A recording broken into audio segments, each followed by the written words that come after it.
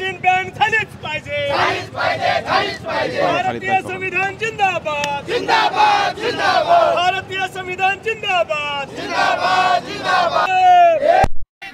EVM machine रद्द करा, रद्द करा, रद्द करा। ईव्हीएम मशीन रद्द करा, रद्द करा, रद्द करा।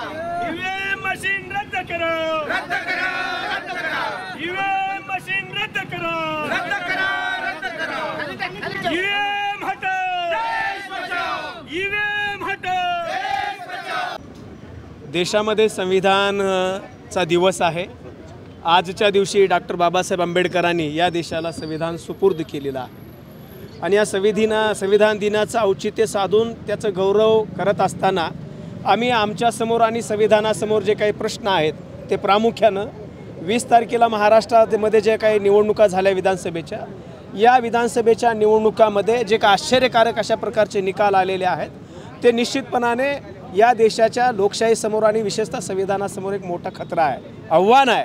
आणि म्हणून आमचं म्हणणं असं आहे, जोपर्यंत या देशामध्ये पूर्वीची जी काही पद्धत होती मतपत्रिकेवर मतदान घेण्याची, ती जर घेतली जाईल पुढच्या काळात तरच या देशामध्ये लोकशाही व्यवस्था कायम राहील।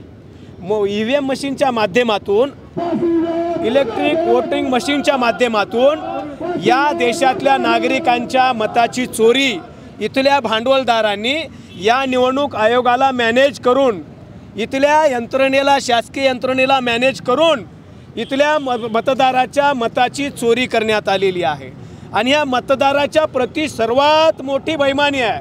हा महाघोटाळा आहे आणि लायक नसलेले लोक, भांडवलदार लोक या देशामधल्या जी काही संपत्ती आहे, हा देश आहे, या देशाला परत आपल्या कब्जामध्ये घेण्यासाठी या ईव्हीएम मशीनचा मोठ्या प्रमाणात वापर होतो आहे आणि म्हणून ही ईव्हीएम मशीन रद्द करण्यात यावी आणि ही जर रद्द झाली नाही तर राज्यकर्त्यांना इशारा आहे, देशातले आणि महाराष्ट्रातल्या कानाकोपऱ्यातले लोक आपल्या अधिकारासाठी, अधिकाराच्या रक्षणासाठी लाखोच्या करोडोच्या संख्येने रस्त्यावर येतील।